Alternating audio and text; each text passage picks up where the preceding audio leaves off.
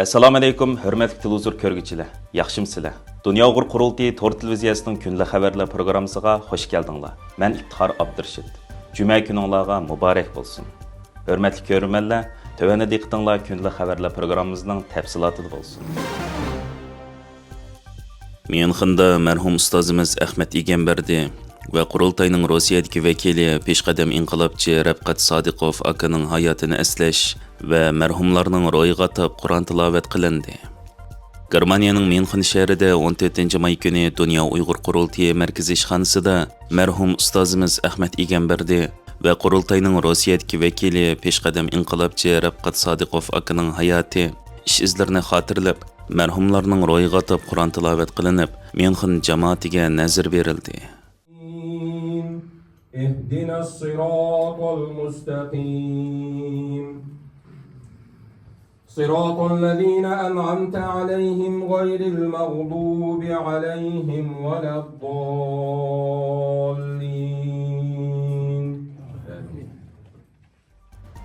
Abdijil Ahmad Qarajimning riyosatchiligida elib berilgan mazkur faoliyat oldi bilan Sharq Turkistonning mustaqillik uchun kurash qilib qurbon bo'lgan barliq shahidlarning ro'yiga atab Qur'on tilovat qilish bilan boshlanib, orqadan Dunyo Uyg'ur qurultiyi tarafidan ishlangan mərhum ustozimiz Ahmet Egamberdi va Ravqat Sodiqovning hayoti va ish izlari aks ettirilgan maxsus film qo'yilgan. Arqadan Qurultay raisi Turg'unjon Alovuddin mərhum ustozimiz Ahmet Egamberdi va Ravqat Sodiqov apandini xotirlab so'z qilgandan keyin Qurultayning sobiq raisi Dolqin Aysa mərhum ustozimiz Ahmet Egamberdining Sharq Turkiston da'vosi qo'shgan to'hpalari, ish izlarini eslab o'tish bilan birga mərhum Ravqat Sodiqov apandining Rossiyada elib borgan faoliyatlari va uning 2018-yildagi tunji navbatlik Sharq Turkiston Milliy Kengashida o'ttirib qo'ygan fikrlarini eslab o'tdi. Ulanın oraya dua kılıp oturttunuz. Allah Teala Kur'an-ı Kerim'de digendek kullu nefsin zâikatul mevt hakkındak nefs yani can ilgisi ölümle tehdit eder yani ölmeydiğen hiç kandak bir insan yok. İnna lillahi ve inna ileyhi raciun. Yani bunun böyle Ahmet Egamberdi hakimiz 89 yıllık hayatını kısaca görüp gördük. Hakikaten 89 yıllık hayatı da kıymetli eserler yazgan, şiirler yazgan, inkılaplarını kıgan ve en mühimi bizge muşu bayrakını kötürüp ve bizge miras kaldırıp ketken nadir rehberlerimizden birisi. Mazkur faoliyatga Myunxen jamoatidan ko'plagan kishi kelib qatnashgan bo'lib, faoliyat oxirida mərhum ustozlarning ro'yiga atab xatmi Qur'on qilish bilan birga qatnashuvchilarga nazr berilgan.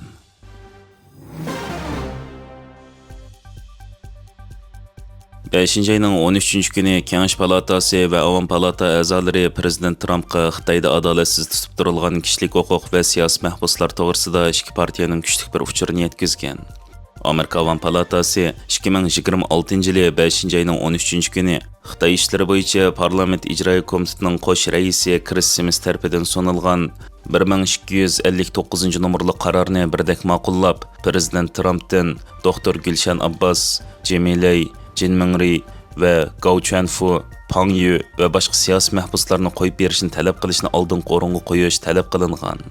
Bu qaror Amerika Kengash palatasi va Avam palata a'zolari tarafidan birdek ma'qullangandan keyin Kengash palata a'zolari Dick Durbin va Ted Cruz rahbarligidagi ikki partiyaning birlikdagi qarorini, shundaqla raisi Kengash palata a'zosi Don Sullivan va Kengash palata a'zosi Smithning Prezident Trumpga yozgan xatini bevosita yo'llab, bu delolarni Xi Jinping bilan bevosita muzokara qilishni talab qilishgan. Bu haqda Dunyo Uyg'ur qurultiyining oliy maslahatchisi, Uyg'ur akademiyasining raisi va tibbiy dori tadqiqot olimi Dr. Rishad Abbas parlamentning bu harakatini qarshi olib mundaq dedi. Singlim Dr. Gulshan Abbas hozir 3000 kunga yaqin adolatsiz qamoqda yotdi. Biz Kengash palatasi va Avam palatasi a'zolarining rahbarligi va axloqiy aniqligi uchun cho'nqur minnatdorligimizni bildiramiz. Parlament kishilik huquq to'g'risida birdek ovozda so'z qilganda, Beijingga begona kishilarning erkinligini iqtisodiy qulaylik uchun qurbon qilishga bo'lmaydiganligi to'g'risida kuchli bir uchur yo'llaydi. Parlament o'z rolini ado qildi. Amerika Uyg'urlarga qilingan muomalalarni rasmiy holda qirg'inchilik deb jakarlagan tunji davlat. Shuningdek keyin nurg'un hukumatlar, parlamentlar xalqaro qonun mutaxassislari va kishilik huquq organlari bu ahvolni qirg'inchilik yoki insoniyat qarshi jinoyat deb bekitdi. Bu munosabat bilan Prezident Trump Xi Jinpingga doktor Gulshan Abbas va bu qarorlarda ismi tilg'inganlarning hammasini, shundaqla adolatsizlikning boshqa sonsiz begunoh qurbonlarini qo'yib berish Amerikaning murassa qilishga bo'lmaydigan muhim ish ekanligini aniq aytish kerak. Doktor Gulshan Abbas 2018-yili sentabrda Amerika puhrasi bo'lgan singlisi Roshan Abbasning Uyg'urlarga qilingan ziyonkashlik to'g'risida oshkora so'zlagandan keyinla majburiy g'oyib qilingan va siyosiy tuhmatlar bilan maxfiy sudda 8 yillik qamoq jazosiga hukm qilingan. Amerika va dunyoning har qaysi joylaridagi Uyg'urlarning himoyachilari Prezident Trumpni bu haftalik boshliqlar yig'inida nahaq tutqun qilingan barliq kishilarning delolarini bevosita Xi Jinping bilan muzokara qilishga chaqirmoqda. Mazkur qaror ma'qullanishdan burun Amerika prezidenti Trumpning Beijing ziyoratiga 3 kun qolganda Washingtondagi Lafayette maydonida Dünya Uyghur qurultiyi rahbarlarining qatnashishida Uyg'ur, Tibet, Hong Konglik va amerikalik faoliyatchilar jam bo'lib, Xitoy hukumatining ziyonkashlikka uchrayotgan siyosiy mahbuslarni qutqizish va kishilik huquqni savdo kelishimlarining oldingi sharti qilish talabi bilan zo'r ko'lamli namoyish o'tkazib, namoyishchilar erkinlik bo'lmasa savdo yo'q deb shior to'lab, Xitoyning millionlagan begunoh Uyg'urlarni lagerlarga qamaganligini, bu siyosatlarning 2017-yildan boshlab irqiy qirg'inchilik aylanganligini, Amerika hukumatini Xitoy bilan elib beriladigan tamujni beji va savdo suhbatlarida kishilik huquq masalasini qat'iy shart qilishni talab qilishib, irqiy qirg'inchilik to'xtatilmay turib imzolangan har qanday savdo kelishimining Beijingga inson hayotining qimmatsiz ekanligi haqida xato signal beradiganligini bildirishgan edi. Bu haqda Dünya Uyghur qurultiyining oliy maslahatchisi, Uyghur kishilik huquq qurilishining raisi Ömer Qanatmo Diplomat jurnalda maxsus obzor e'lon qilgan bo'lib, u obzorida Amerikadagi Uyg'ur muhojirati va dunyoning har qaysi joylarida yashayotgan Uyg'ur oilalar o'xshash rayimsiz ayrilish bilan yashayotdi. Shu jumladan eng hurmatga sazovor Uyg'ur ziyolilarining ko'pinchisi Xitoy hukumati tomonidan qamoqqa ilindi. 2014-yili ömürlük qamoq jazosiga hukm qilingan Uyg'ur olimi Ilham To'xti, 15 yillik qamoq jazosiga hukm qilingan Yalqin Rozi, 2017-yili Xitoyning davlat tarafidan g'oyib bo'lgan donliq Uyg'ur insonshunosi va folklorshunosi Raila Davud qatorliqlarni misol elib, Amerika prezidenti Donald Trumpning Xitoy prezidenti Xi Jinping bilan bo'ladigan uchrashishi bu fojiani oxirlashtirish fursati. U tutqun qilingan va g'oyib bo'lgan Uyg'ur ziyolilari va madaniyat rahbarlarini, bo'libmi Amerikada yaqin tuqqanlari borlarni qo'yib berishni talab qilish uchun barliq qo'lidan keladigan tadbirlarni ishlatish kerak. Amerika va Xitoy rahbarlari o'rtasidagi boshliqlar uchrashishi savdo, bexatarlik va texnika qatorliq raqobatlashadigan muhim masalalar bilan to'lgan. Ammo kishilik huquqni qo'shimcha masala deb qarashga bo'lmaydi. Xitoyning Uyg'ur ziyolilariga qaratgan ziyonkashligi uning Uyg'urlarning dini, tili va kimligini yo'qotish siyosatining markazi. Xitoy Sharq Turkistonda professorlar, shoirlar, nashriyatchilar, san'atkorlar, diniy olimlar, korxonachilar va madaniyat rahbarlarini nishon qilgan. Chunki ular xalqning xotirasini saqlab, keyingi avlodga yetkazadigan kishilar. Xitoy hukumati ularni qamab qo'yish orqali faqat Uyg'ur siyosiy hayotini emas, balki Uyg'ur madaniyatining o'zini kontrol qilishni maqsad qiladi.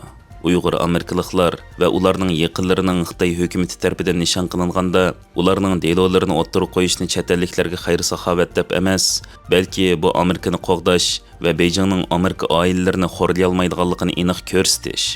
Xitoy qiynash, nazorat qilish orqali Uyg'urlarni davlatga bo'lgan to'liq sadoqatmandlik asosida yashashga majburlamoqda va ularning kimligini yo'q qilmoqda deganlarni o'ttirib qo'yib, Amerika prezidenti Donald Trumpdan bu qitimqi Xitoy ziyoratida Uyg'ur masalasi va irqiy qirg'inchilikni oshkora shaklda o'ttirib qo'yishga, turmadagi tutqunlarni shartsiz qo'yib berishni talab qilishga chaqiriq qilgan. Amerika parlamentida Xitoyning organ atkazchiligi va majbur holda tutqunlarning organlarini elib olish haqida guvohlik faoliyati o'tkazilgan va bu faoliyatga Dunyo Uyg'ur qurultiyining taftishi Gollandiyadagi jasur lager shoidi Qalbinur Sidiq xonim guvohlik bergan. Mazkur guvohlik faoliyatida Kommunizm qurbonlari xotir fondining Xitoy tadqiqoti bo'yicha yuqori darajali tadqiqotchisi, Xinjiang tartibi va qirg'inchilik nomli kitoblarining avtori Ethan Gutman, Pepperdin universitetining yuqori darajali tadqiqotchisi, xalqaro diniy erkinlik ishlari bo'yicha sobiq Amerika alayida elchisi, sobiq Amerika Kengash palata a'zosi va Kanzas shtatining boshlig'i, Xitoyning e'tiqodga qarshi urushi nomli kitobning avtori bosh elchisi Sam Brownback, Epoch vaqt gazetining yuqori darajali muharriri, Amerika Fikri Rəhbərləri nomli kitapның riyasətçisi John Jekylik, Xitayning qirg'inchilikdan amon qolgan va majburiy emgak lagerlarining shohidi, yaqinda nashr qilinadigan yo'riqlikqa to'lgan yurak, Xitayning gulaglar ichidagi muhabbat, yo'qotish va amon qilish nomli kitobning avtori, Dunyo Uyg'ur qurultiyining taftishi qahramon jasur lager shohidimiz Qalbi Nur Sidiq qatorliqlar Xitayning odam organlarini sistemalik, keng ko'lamda va majburiy holda ko'chirish uchun elvetish haqida guvohlik bergan. İnsanlarning majburiy a'zolarini elib olish xalqaro qonun bo'yicha qonunsiz organ atkazchiligi deb atiladigan bo'lib, navbatda organ atkazchiligi Xitoy bilan munosabatlik eng og'ir kishilik huquq masalalarining biri bo'lib kelmoqda. Tadqiqotchilar, kishilik huquq tashabbuschilari va davolash axloqi mutaxassislarining dokladlarida Xitoy Falun Gongchilar, Uyg'urlar va boshqa turkiy xalqlarning siyosiy va diniy mahbuslarni o'z ichiga olgan vijdon mahbuslarining organlarini davlat qo'llagan holda majburiy elib olishi va organ ko'chirish sistemasi ichida nishonga ilishi jiddiy andish qo'zg'agan bir masala. Yaqinda bu haqda 3 yangi kitob nashr qilingan bo'lib, bu kitoblarda bu masalaga qarata yangi qarashlarni o'ttirib qo'yib, Xitoyning majburiy a'zo elib olishining dalillari, diniy ziyonkashlik bilan organ ko'chirishning qalaymiqonlashishi o'rtasidagi munosabat, xalqaro davolash, akademik savdo va hukumat organlarining bu rayimsizliklarga qanday qarshi turish va oldin olishda mag'lub bo'lganligiga qayta diqqat qo'zg'agan. Bu guvohlik anglashig'ini Amerika va uning ittifoqdoshlarining bu razil dunyoviy jinoyatni hal qilish uchun nima qila oladiganligini taxmin chunqur tadqiq qilish va Xitoy amaldorlari va hukumatini qo'llagan davlat boshqarishida ilib berilayotgan a'zo savdogarlarning bu jinoyatini javobgarlik tortish uchun tadbirlarni qo'llanishga chaqiriq qilgan. Bu guvohlik yig'inida Qalbi Nur Sidiq xonim parlament a'zolarining savoliga mundaq deb javob bergan. Men bu yerga nihoyat jafoda qechib chiqolgan taliylik insonning biri. Lagerlardagi kishilar sizlar bilan so'zlasholmaydi.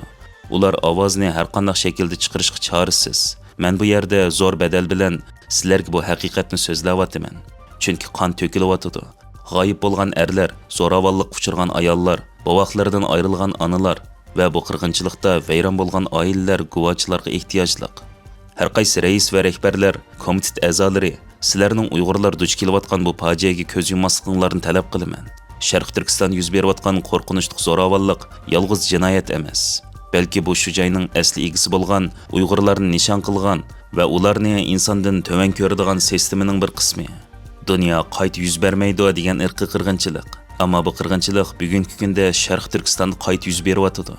Men Amerika parlamentidan Uyg'ur irqiy qirg'inchiligini hargiz unutib qolmasligini, tekshirishni davomlashtirishini va Xitoyni javobgarlikka tortishini iltimos qilaman.